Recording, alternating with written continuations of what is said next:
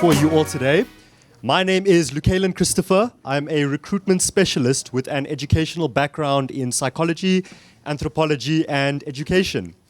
And a year ago, I was seated where all of you are today, very anxious and excited to be a chosen member to participate in the Lincoln Mali Youth Leadership Foundation. And I have a very exciting opportunity to be your facilitator today and be welcoming Mr. Cumesh Moodliar, the CEO of Investec. If everyone can please give him...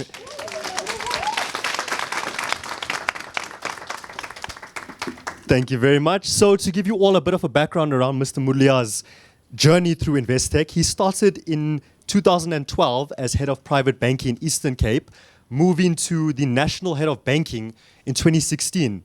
And in 2018, he had become the head of private bank South Africa. As of October 2022, Mr. Moodliar was the head of private client franchise and was appointed this year, April 2024, as the chief executive officer of Investec Bank South Africa. Right. He also holds a BA, an LLB, and an LLM in tax, along with having participated in a program for leadership development with Harvard Business School in 2015, and of course, the Archbishop Tutu Fellowship in 2016. Prior to his journey with Investec, Mr. Moodliar was the managing partner for Goldberg and de Villiers, a Eastern Cape well-established firm. So today, Mr. Moodliar will be taking us through a very highly anticipated presentation known as Partnerships for Inclusive Growth, with a key emphasis in public-private participation and partnerships. As young leaders of today, it is incredibly critical and vital for us to be not only thinking of, but understanding what change and inclusivity means when fostering growth in our country. And I hope that all of you have an exceptional idea around how we're going to move forward, not only with the topic, but understanding how you as individuals can apply it. So without further ado, ladies and gentlemen, welcome to Partnerships for Inclusive Growth with Mr. Cumesh Moodliar. I think you hear me better now. Can you hear me? Thanks very much. And morning. And thanks for the kind introduction and kind words. Please call me Cumesh. It feels very formal and very strange when someone says Mr. Moodliar. I almost get a fright. So my first name's Cumesh, and that's happy that you engage with me on that basis.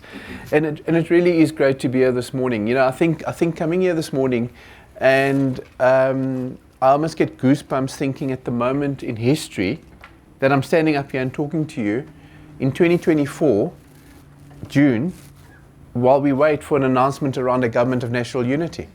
And it's been a roller coaster couple of weeks. You know, one day it's on, next day it's off. One day we could have something really incredible, and the next day this looks incredibly stock. So for those of us in financial services, your heart rate is reflected in how the currency's been moving this week. So there are days that you go completely up and then you crash by the end of the day, because that's how the currency is moving. And what's interesting to look at for us is, I think for many of you today, and why I'm really pleased and grateful to have this opportunity to be on this platform, because in whatever profession, in whatever role you're in, wherever you are today in your life, there's a significant input that you can make into the next generation of what South Africa would look like. And if I look at the time period that we're living in today, I see it as important, if not more important, than the moment that this new democracy was established in 1994. We've seen in the last 15 years, in my view, the country sliding in the wrong direction in many ways. And we've seen many opportunities where we know we could go in a very different direction.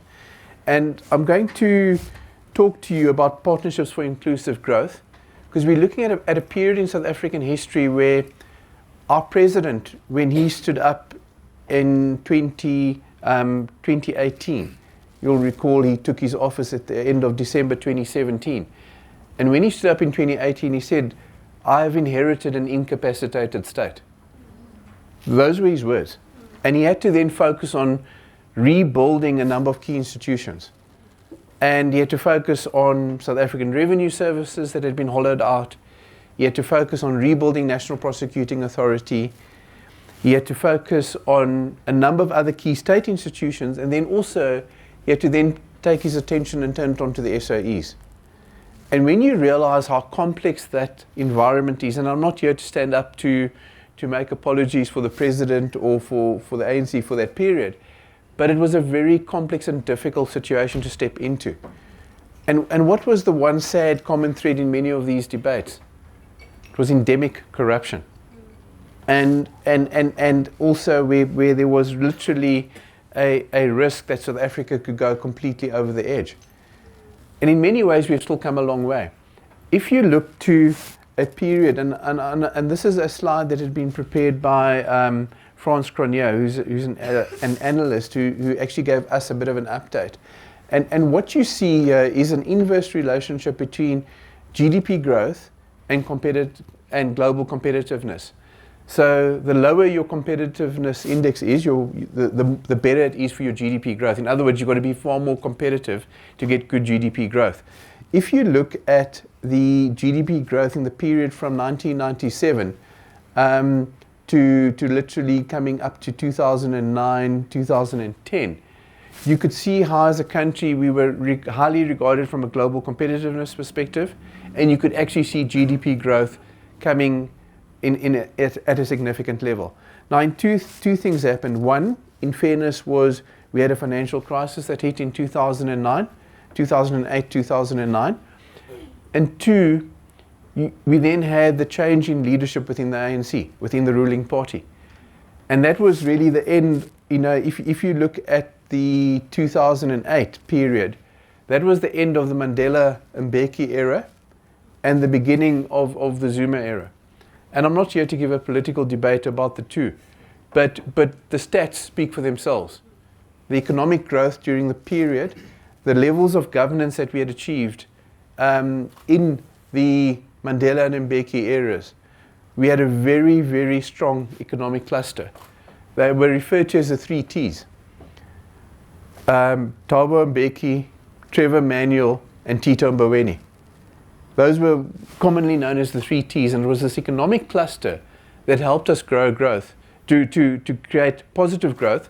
And with that, what you saw was rising levels of employment, rising levels of prosperity, and you saw large-scale projects being delivered. Many of you may be too young to remember what the World Cup represented in 2010, but if for those of you who were growing up in that 2010 environment and could remember what a vuvuzela sounded like in that period, and what it meant was that halo effect that we had on the global stage as a country. We delivered a world-class event, and South Africa was able to do it. Was able to do it with pride. I mean, we had high levels of security. I mean, I saw security forces then that I haven't seen up to today again, We were able to make it incredibly secure. Our stadiums operated in a total world-class manner. People were in and out of it and exiting out of it in a way that you don't see today. And we did that 14 years ago. Now I just use that as a symbol because that was for me personally a significant moment. It showed you what you can do as a country with the skills we have and what we can deliver. In 14 years, if you add 14 years to that, we should have gone further up the curve to the right. We should not be avoiding potholes. We should not be seeing water running down our streets. We should not see people dying in waiting rooms of hospitals because they're not getting the medical care they deserve. And that is what this debate is about today. It's not a political debate. It's a socio-economic debate about delivery and building a country where inclusive growth means we take all of the citizens of South Africa forward in a particular direction. That is the moment in our history that we have today. That's why I stand up here today and I say, it's a powerful moment for us to sit here and have this discussion, or stand here and have this discussion, because what we do from today onwards and what happens hopefully when a GNU or some government of national unity is announced, that how we stand behind it to deliver. The other lesson for me as South Africans is you do not outsource your responsibility for where the country needs to go to government. We all stand up to be counted, put our shoulder to that grindstone to push it forward in a direction that we know we can make a difference. And I was talking to Lincoln Marley earlier in an interview, and I said to him, it's these small incremental steps that each one of us can do. The little thing that you think it's not going to be that significant is more significant than you realize. Because sometimes wherever you are in life, you think, well, one day when I'm a CEO of a bank or CEO of a company, then I can do all of these things. None of us can wait to do that. And even when you get to these positions, you still realize you can only do small things at a time. Maybe the small things for you in your role, me in my role today, may be bigger than someone else in their role today. But each one of us can do those things. It drives what we call this economic flywheel.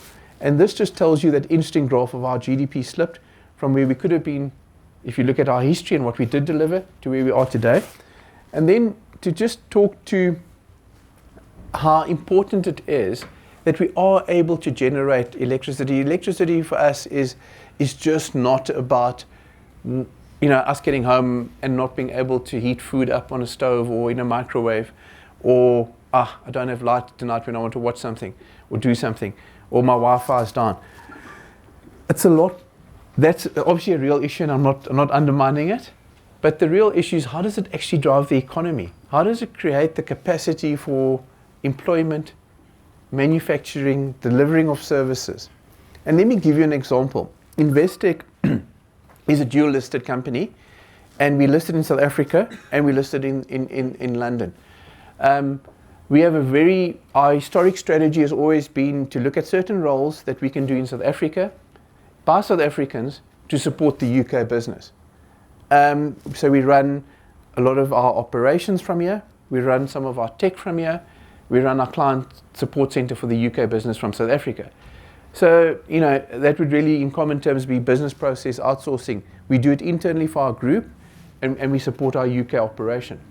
And the cost of a seat in South Africa versus the cost of a seat in the UK is obviously less, and it has lots of business efficiency.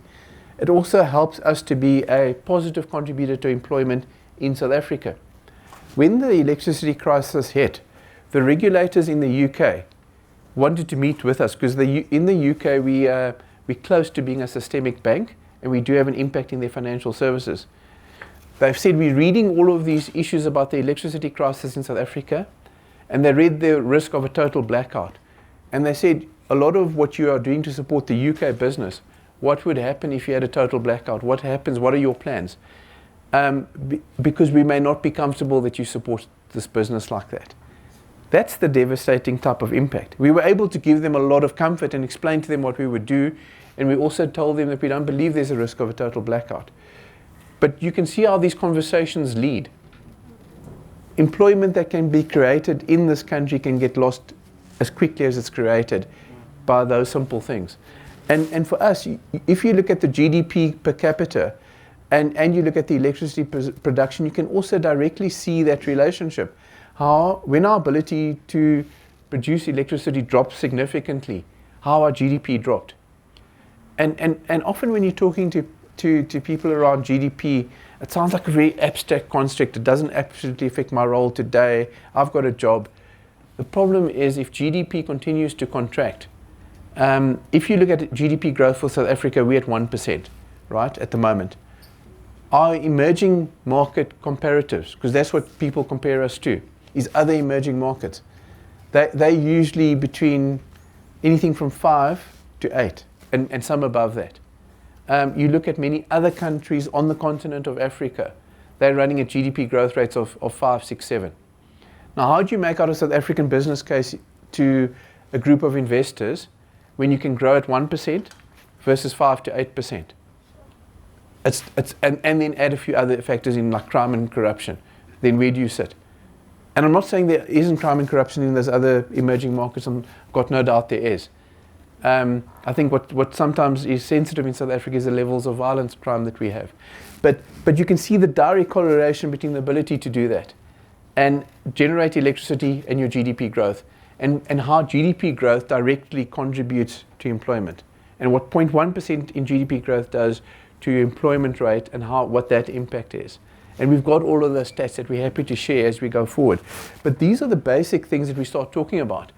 And then you realize you can't outsource it all to Eskom. You can't say that they're totally responsible for producing electricity. We've seen what happened, right? You've seen the amount of debt that Eskom's got. It's 460 billion rand. The Eskom balance sheet cannot sustain it, can only sustain it with a government guarantee in place. What we now realize is, how can you impact that? And one of the positive partnerships that we've seen emerge has been renewable energy projects. So 10,000 megawatts of renewable energy was what was contributed to the national grid in 2022-2023.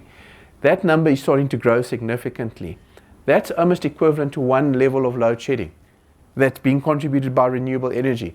Now, if you look at that, a lot of that has been based off public-private sector partnerships, where the state, if you looked at what the balance sheet of Eskom had on it from a debt perspective, it would not have been able to raise the debt needed to fund that.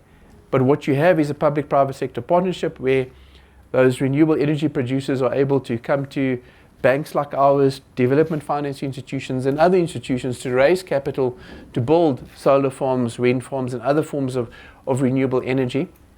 And often building this in rural areas, like areas that are stark in the Northern Cape, etc., where you can have a small impact on those communities, positive impact. And that is how you've already removed one stage of load shedding. As that flywheel of renewable energy continues, you will have the opportunity to remove further. And that is what we talk to, how that impact can be. You create different employment, you're reducing your carbon footprint, and you're driving economic growth. If the president didn't lift some of the caps on self-energy production, we would not be in the state we are in today, where part of what has obviously been good leadership and management now at Eskom, but also you're getting a contribution from private sector coming through with offtakes from Eskom and other institutions to buy that electricity that's being generated. That has to continue for a period of time. And for us, it's those opportunities to grow and grow differently. But there you've got what we call a great case study on it, that it actually has done that.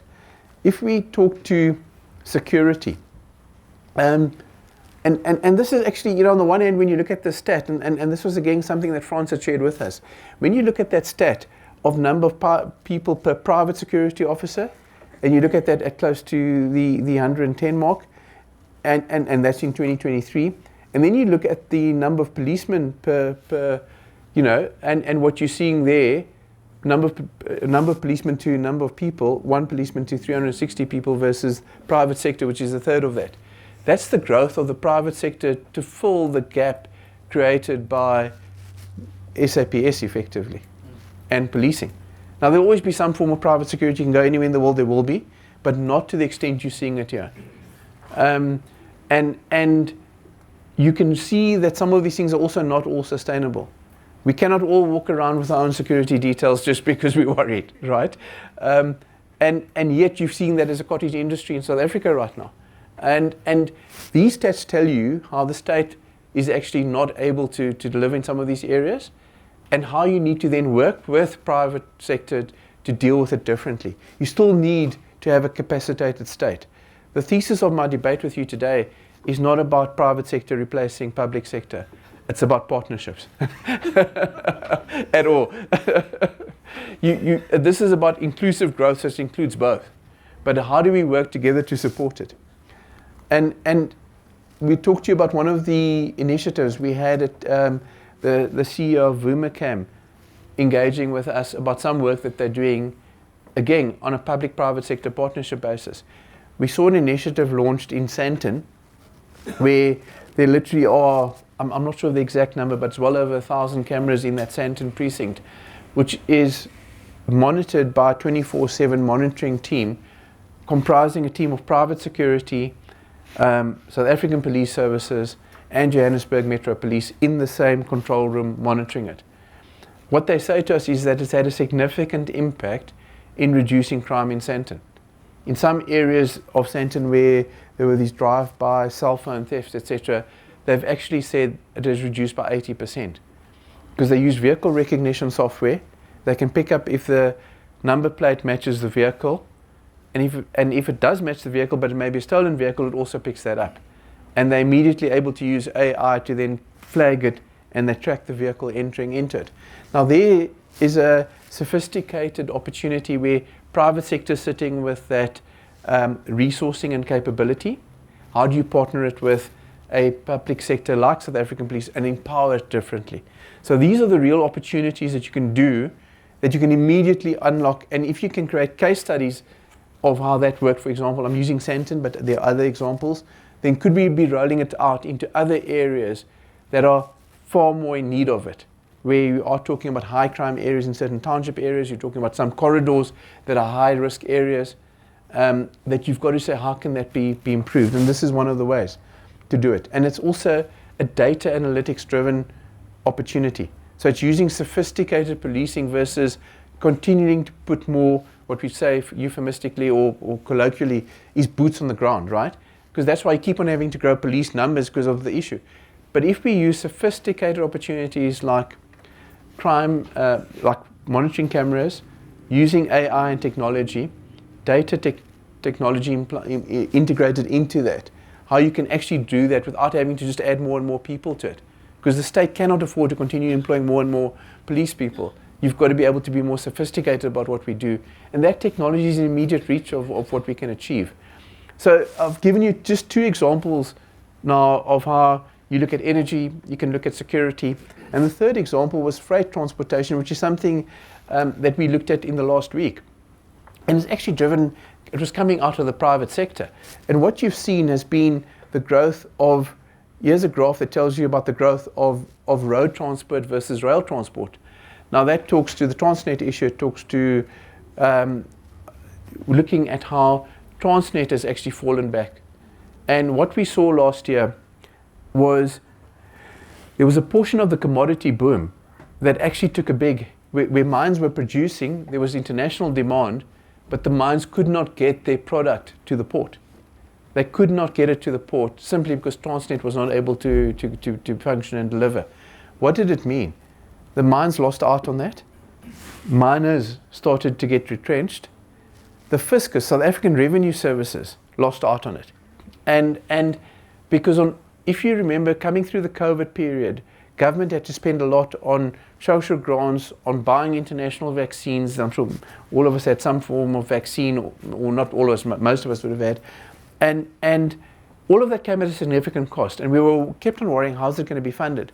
A lot of it got funded because in that year, I think it was 2022, the fiscus had a significant revenue overrun. They collected, I think, close to 100 billion rand more than they anticipated. It was either between 85 to 100 billion rand more than they anticipated. That was off the commodity boom, mainly from mining companies that overrun came from. That helped us pay for what we needed to do during the COVID period. It helped reduce our debt burden. In the following year, we would have still had a run for a period of time. It didn't run the whole year, but because of the inefficiencies at Transnet Rail, this is what happened. And the direct impact is you see miners being retrenched. And that's the failure of where we are in some areas right now. We know that it's achieving a lot of attention. We know that there's new management at Transnet. We know that there's incredible focus on it. And what you've seen, though, is the growth in the road transport industry. Now, if you look at the road transport industry, there are 3 things. The one is the increasing wear and tear on roads by having these heavy trucks using them. I've seen some areas, I come from Gqeberha, and there are some areas that the roads are being completely destroyed because of the heavy truck usage. People have to actually, you can't even drive with a normal sedan on those roads. And there are many other national roads that are being damaged because you've got this heavy transport coming through. So you've got the impact to roads. You've also got the higher risk of road accidents, and we see that too, fatalities.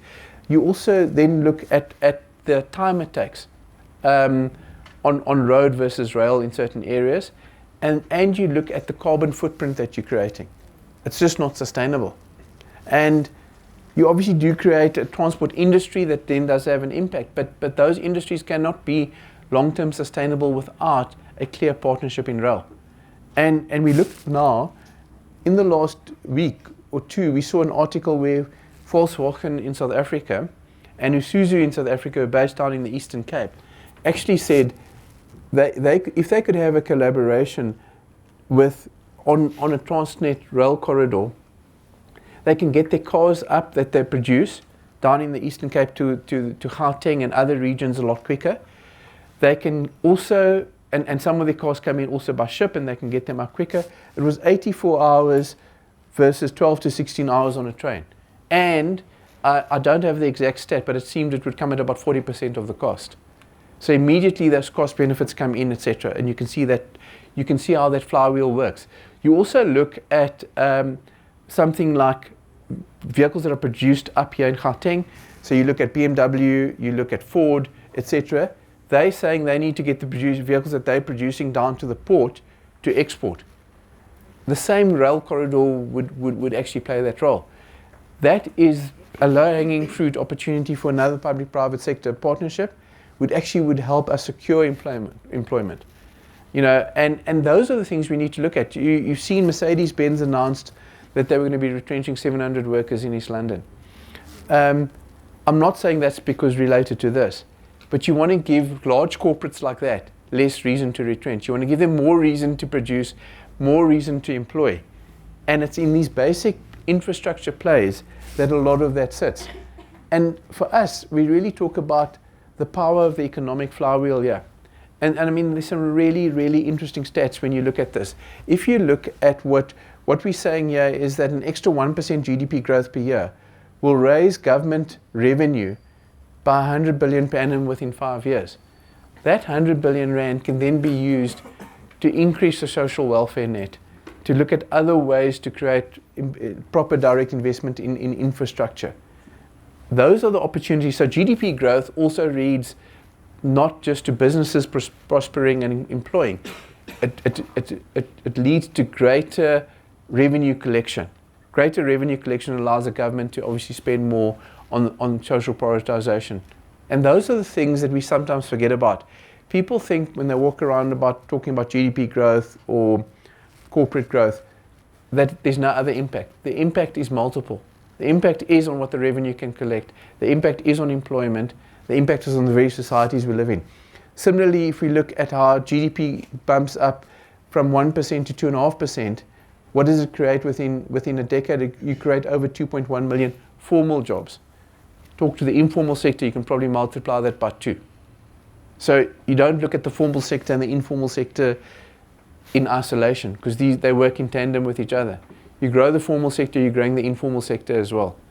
And often I think when we listen to some of the debates, people talk about only informal sector or only formal sector. The two live in tandem.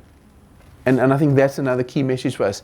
And then we just talk to some of the other graphs around if you can get to where emerging markets are at 5% on GDP growth, you're actually talking to another 6.3 million jobs.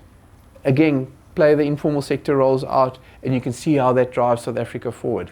So I think what we'd like to leave you with is that final sense of if we can unlock some very basic public-private sector partnerships, we've given you 3. There are probably 3,000 opportunities that we can look at across so many different ways and how we can have an impact. And the idea is to say all of this would then ultimately be partnerships for inclusive growth. And that for us is really the way we think we could work forward. And the idea today was really in a short period of time just to share some basic case studies with you about the way we think this can work and the opportunities that can be created. So I'd really like more of an opportunity to engage with you in any debate, any questions. It doesn't have to be about partnerships for inclusive growth. It could be about anything that you actually have on your mind, but hopefully related to the country and to growth. So thank you. Thanks. Morning. Morning. Thanks so much. My name is Tina Nzaluba. I'm an attorney at ENS. The question I had was more around, I don't think a lot of people usually need a lot of convincing around private and public partnerships. I think it's more just whether or not the government has the appetite to be more proactive in their collaborations. And I think it also speaks to even things around the actual regulatory framework in South Africa, making it difficult to actually even do anything that allows private partnerships, you know. Even when you, and I think a lot of times when people do comment on things, you don't really get feedback from the government. So for example, the government wants to implement something related to healthcare in South Africa. Everyone is for that. Everyone wants to, you know, promote access to universal health coverage in a South African context. But when people do submit comments to the government to say, listen, this legislation is limiting to this particular and highlighting the specific issues, you don't get that. The final product you get is one that's not inclusive or that does not promote private and public collaboration, right? Same thing with the ESCOM situations as well. You sit with a situation where we're more reactive to taking in private, you know, collaboration, where we're in dire constraints and we need all of this assistance, as you're pointing it out. So I guess from my side, I wanted to just check, as someone in the private space, what are your thoughts as to perhaps what might be kind of limiting these opportunities from a government perspective, or what their particular reluctance might be in respect of actually promoting private partnerships, but in a more proactive rather than reactive way? Sure. So I think absolutely, and your comments are valid, but I do think, you know, the state launched Operation Vulindlela out of the presidency, where a number of initiatives were being driven. So under Operation Vulindlela, they created and the CEO partnership with government. There was basically the CEO initiative, and they created 3 work streams around crime and corruption, around transport and infrastructure, and around energy. And all 3 work streams have actually had progress. So completely right, very difficult. You know, NHI, for example, is one example where private sector were engaging government all the time on the bill, and people thought they were being heard and they were waiting for responses back on submissions. The next thing, the president signed it. And that created, I think, a great level of concern that while we were waiting for more public engagement, we also don't have any understanding of how it's going to be funded. How can you sign the bill in? And that's an example of it. That's on the one side. On the other side, on those 3 initiatives that have been led by the CEO grouping with government, we've seen progress. Has the progress been at the level and pace we would have wanted to see it? The answer is probably no. But what we do know is there has been progress, there has been an impact, particularly if you look at the energy work stream, and I haven't been directly involved in these work streams. I'm now going to be getting involved in it in my new role. But in the energy work stream, there certainly has been significant progress. Some of the initial work done in the transport and logistics has also led to progress around, for example, I think one of the rail corridors, I spoke about rail related to the eastern, the motor industry, but there was rail relating to the mining industry, where in the initial phases on the Richards Bay corridor, there's some good work done. I understand that slowed down a bit now. The issue is, in this new period that we're entering in, where there is now a GNU, where there's been significant calls for a national dialogue. The idea that you cannot just let government alone work on it, or private sector alone work on it, that communities get involved, society gets involved, and we step up behind it and say, this is our South Africa. This is not this political party South Africa, it's not that political party South Africa. This is not a debate about white monopoly capital is the phrase that people have used, or if private sector get involved, which is really misplaced in my view. There's an opportunity to say we can each make a difference in one of these things. And some of these things are very, very small that each one of us can do, but what is the collective impact? So I'm more optimistic now, and I hope my optimism is well founded, but I believe that we're on the right path, because there's an absolute recognition we cannot continue in the way we were going before. And by GNU, hopefully a GNU creates a tension which manages and balances some of the one-way thinking on initiatives. And we have seen some good news. I believe there's hope. Sure. Good morning. My name is YLS2024. I'm a public policy manager. You may be better placed than me to do this. Okay, yes, YLS2024, public policy manager. Thank you so much. That is very insightful. This is the way to move forward. I think one of the key reasons why this is happening is because it's being seen that state doesn't have the capacity to do some of the things. Yes. As good as it is to have partnerships, it still is worrying to know that state doesn't have the capacity. I think my question is, has the private sector been encouraging government to start deploying more talented skills to being able to go and work in the public sector in order to making the change and being more proactive? Because in as much as we're seeing progress national and provincial state, the primary part, the local, is not getting the necessary talent, where all of us are aspiring to go to corporate, but the question is who's going on the most key places to do that. So I think my question is private sector encouraging government as they have this conversation saying, are you doing enough, or are we doing enough as a sector to encourage more talented skill to go into these spaces as well? Absolutely, and I think I think you've articulated that very well. When sometimes when we've been looking at some of these discussions, and in the last few months we've taken part in a lot of these discussions, what's been the common thread? The common thread has been people saying it's a simple solution to South Africa: the right people doing the right jobs. That's it. Whether it's the most menial role or the most complex role, the right people doing the right jobs. And that's really what you're saying.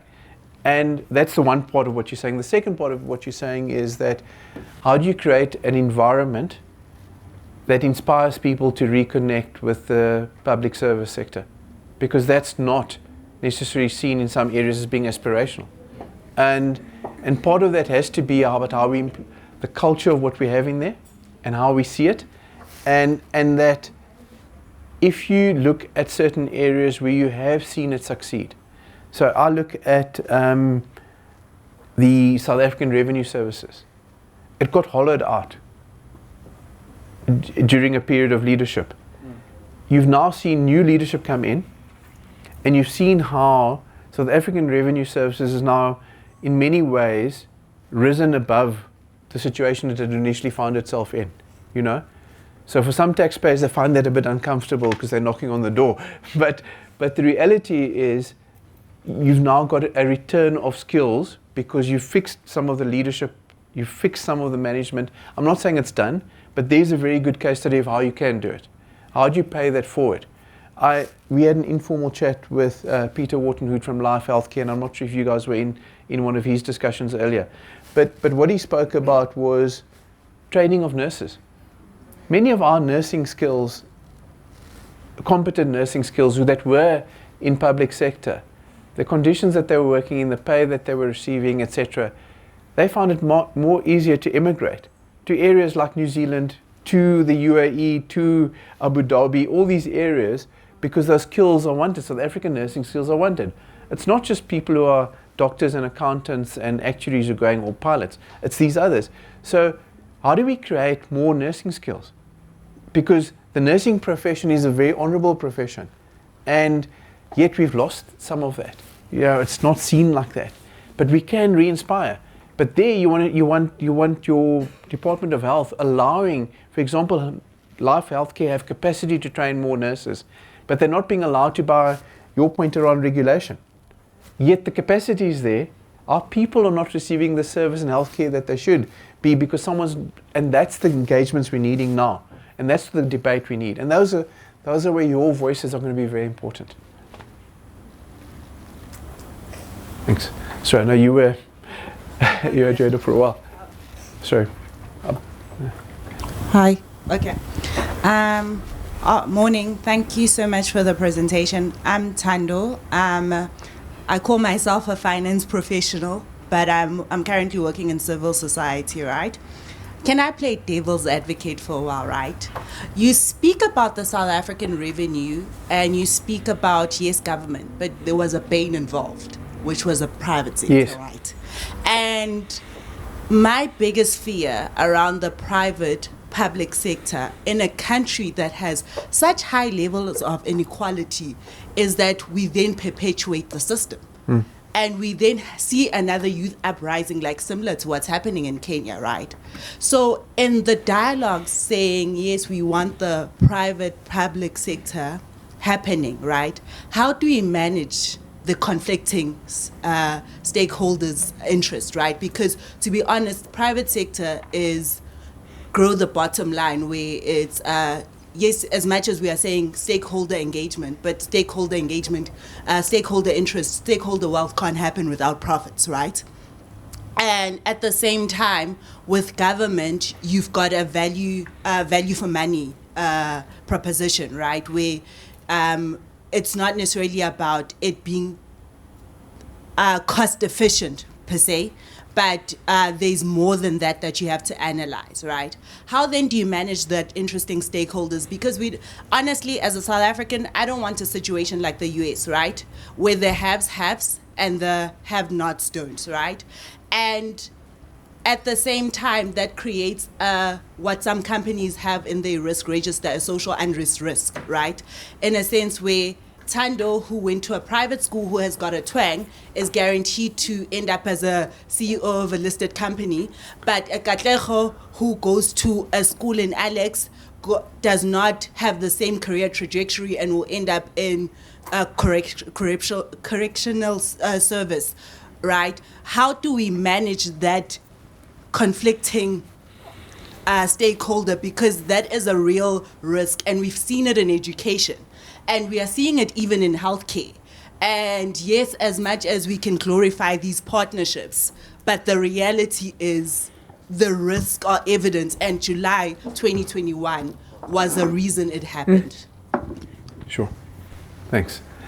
So I think what you raise is an absolutely pertinent point around how you create a governance framework. None of what I'm suggesting is outside of a governance framework. It's within a governance framework. And private sector is not beyond redemption in terms of being held to account. So for me, where private sector fails, like we've seen those examples, absolutely have got to be held to account. So this is not about no accountability, free for all. That's not the debate. The risk, though, is what you're sitting with in SA is exactly, you've got 9 million members of medical aid in South Africa. 9 million members belong to medical aids. And of that, I think the number was 3 million members are COSATU members. So if you look at that as an example, what you've got to do is say, how do you take the balance of the population and create the right levels of service? Now, one of the examples I haven't spoken to you is around healthcare. And I don't have all the stats, but what you've seen in state healthcare, where the state simply didn't have the funding or the skills to deliver specialized renal units. And I know this, I'm talking to a personal example. It was a friend of mine in his 40s who needed a kidney transplant. And he was on a waiting list for years. And he couldn't get it in the Eastern Cape where we come from. And he had to go to Cape Town for the treatment. And when he was in hospital, I walked into, it was actually, I think it was Grooteskier. But there was a wing that was dedicated to these kidney transplants and specialized care that was needed. And what they had done there, UCT Medical School, in partnership with, I can't remember if it was Life Healthcare or one of the I think it is Life Healthcare. Yeah, it fits. So I remember literally walking through that house, finding a parking in Grooteskier, walking through to find out where he was going to be, and seeing how the specialized unit with the specialist, I think it's nephrologists that they use, etc., was actually funded by UCT Medical School, but with Life Healthcare in partnership with government delivering that service. There was a live example for me of literally how someone that is one of my closest friends, whose life was saved because it existed. If that didn't exist, I wouldn't have been speaking to him on the phone this morning. Literally, I was speaking to him as I was driving here this morning. That was the impact, just in my personal little example. And it didn't exist in isolation of those specialists and that capability being available to public sector patients. And it's those small examples. And for me, it's not long-term sustainable that everything in government gets outsourced and everything in society gets outsourced to private sector. That's not the debate here. And that's why we use the phrase about inclusive, because it's got to be, it's not binary. It's not public sector only, it's not private sector only. It's how do we do these partnerships in a deliberate way for the betterment of growth. Also, how do we train professionals that can then go into any department that they would want to go into? But it starts with the baseline. And the baseline of where we're sitting today, and that's what your options are today. And the options today feel a bit binary. If we completely alienate private sector, where does that take us to? If you completely alienate public sector, where does that take you to? And that's where I feel we are at a crossroads. And the crossroads for me is around, I support President Mbeki's call for a national dialogue, because that's where it's got to start. Because in that national dialogue, you have all the stakeholders, and you say, but what do we want to achieve? And that's the debate that I think going forward.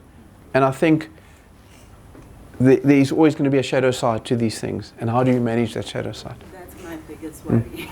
But the other side is also too devastating to think about. So I'd rather deal with the one and put in place mitigation steps.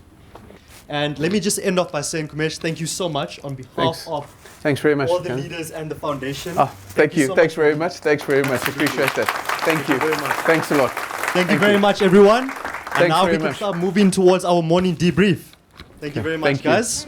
Thando. Can I please have your email? Because I